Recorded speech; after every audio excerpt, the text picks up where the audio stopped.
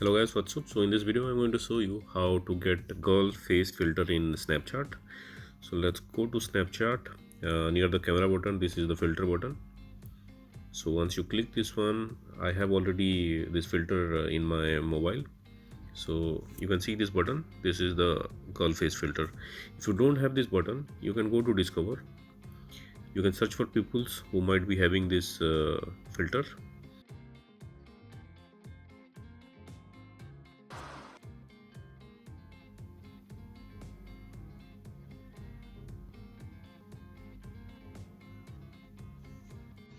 Okay, so this is it. We can see this girl face lens here. We can use this. Let's try it. And here we go. So we got the girl face filter. So that's it guys. Likewise, you can find the girl face filter in Snapchat. If you don't have this one, you can go to discover and you can look for it, and you can look for the different filters also. So thanks for watching the video guys. See you in the next video. Thanks for watching.